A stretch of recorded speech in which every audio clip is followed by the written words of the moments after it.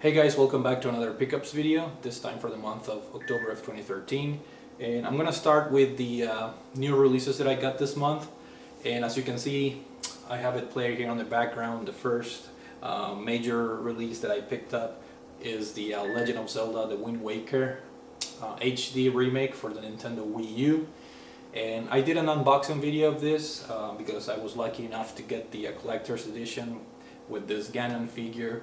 Really cool stuff. Check out my unboxing video if you want to see the contents in detail. But as far as the game itself, this is it looks amazing. And even though I already beat this game, by playing this remake, I have a whole new level of appreciation for this game. It's really hard to describe. I'm actually enjoying playing this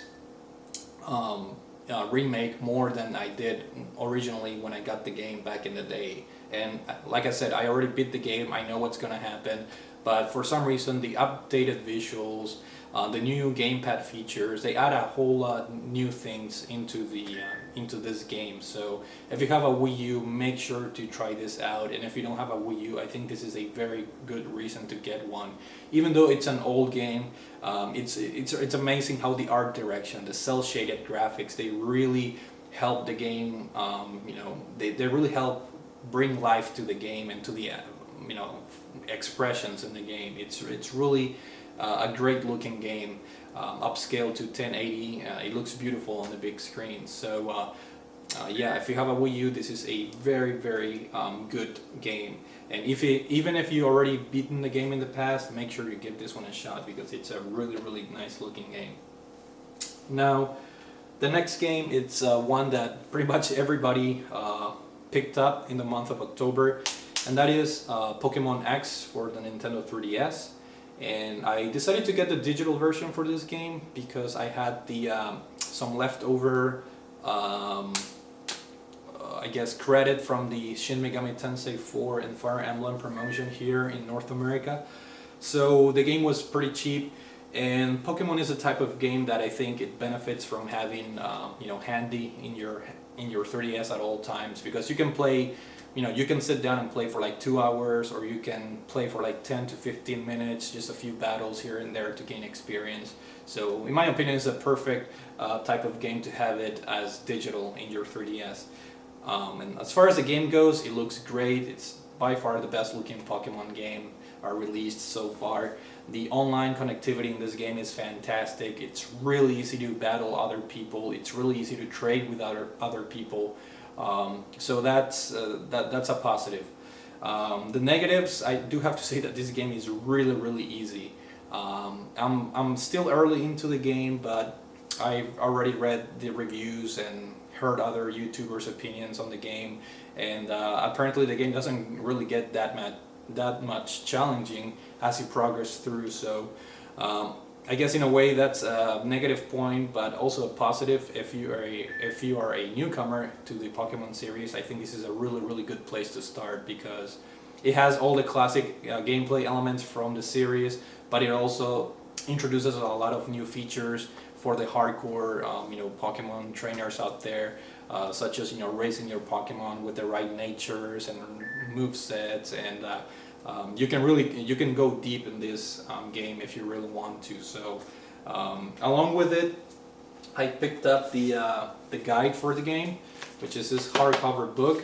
Unfortunately, this doesn't have a Pokédex into it, but it does have like your regular guide. It guides you through the game, through all the gyms, what type of Pokemon you should use and whatnot, where are the items and all that. So it's a really good resource if you're planning into going deep into the game. So happy to have this pretty cool artwork and art style here in the cover and throughout the guide. So that's that.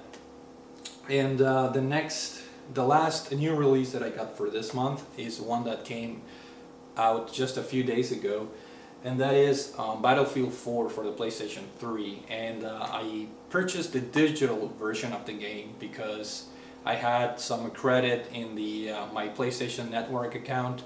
And again, I'm a huge Battlefield player. For those of you that don't know, I consider Battlefield like my most addicting online multiplayer game. So I know I'm gonna put hundreds of hours into the game. So having it on my PS3 hard drive is a huge advantage.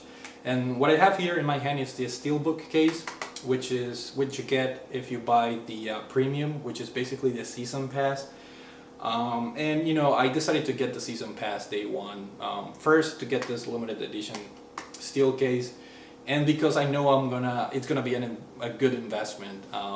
Based on my previous experience with other Battlefield games, I put thousands of hours. So for me, paying a little bit extra, I know it's gonna be an investment in the long run, considering how much I'm gonna be playing this game. And so I don't have a disc, but I do have the steel case. I decided, why the hell not get this promotion, and it's a pretty nice looking case, but I don't have a game to put in it, so it's part of the collection now.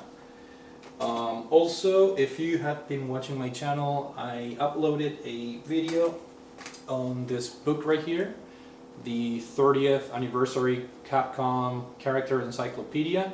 It's really cool. Check out my video if you want an in-depth overview of this, but basically this book covers the biographies of different Street Fighter characters from different games, such as, for example, Ken Masters from Street Fighter,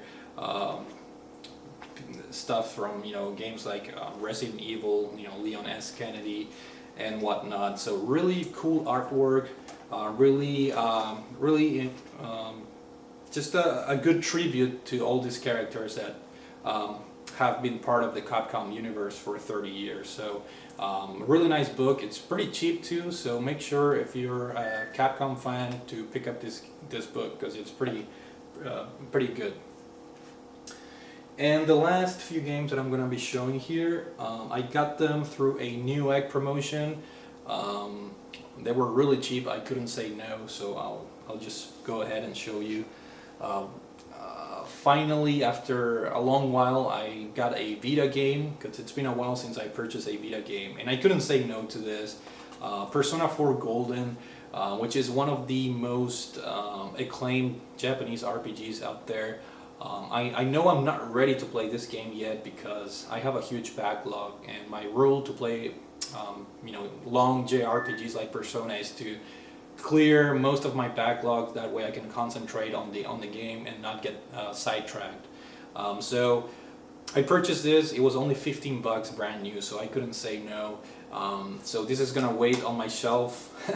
I know a lot of people swear by this game, so I'm really curious to try this game out. And I'm not a hardcore Shin Megami Tensei person, but I did enjoy Shin Megami Tensei 4 quite a bit. So I know Persona, I think Persona is like a spin-off series.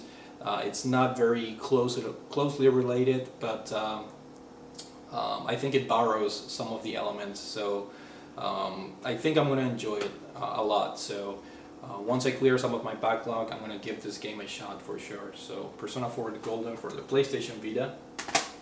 And then 3 PlayStation games. The first of which is a game that I really wanted to pick when it first came out, and that game is Dishonored, which is a first-person shooter that incorporates a lot of stealth elements.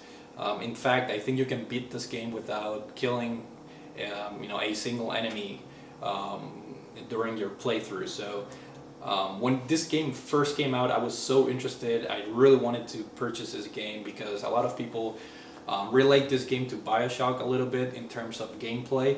So anything that's similar to BioShock is gonna get my attention because I love the BioShock series. It's one of my, it's perhaps my favorite new IP of this generation. So Dishonored, if it's anything closely related to BioShock in terms of gameplay, sign me up for it. And I waited over a year to get this for a really cheap price. I'm glad to have it in my collection, and I can't wait to jump into this game. So Dishonored for the PlayStation 3. Next up is another PlayStation 3 title that I know a lot of people recommended it over here in YouTube, and that is Dragon's Dogma, which is I believe this is an action RPG that it went under the radar for a lot of people, but I think it's it maybe created this like cult following because a lot of people swear by this game, and it's supposed to be pretty good. I don't know much about the game, but I'm really curious to try it out, and for $10 brand new, I couldn't say no. I know there's a new version out, Dark Horizon, with all the DLC content, but I'm not too worried about that. I'd rather just get the vanilla game and see what it's all about. So for $10, Dragon's Dogma, I think it's worth a shot.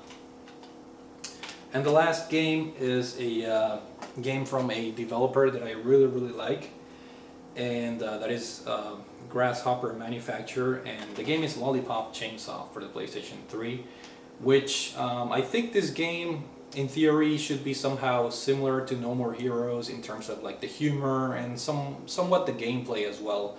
I think it's a combination of like a beat 'em up and hack and slash from what I've seen so far.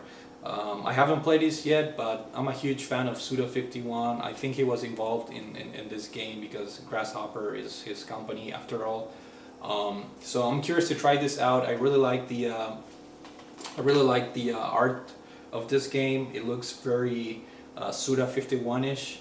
I know a lot of people were playing Killer is Dead, which is the latest Grasshopper game out there, but I'm late to the party, and instead of spending a whole lot of money buying a new game, I think I'm gonna give this one a shot first.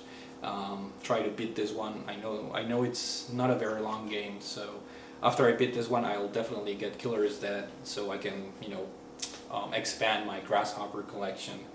But that's it for now, guys. Those are my pickups for the month of October. Hopefully you guys enjoyed this video, and thank you for watching.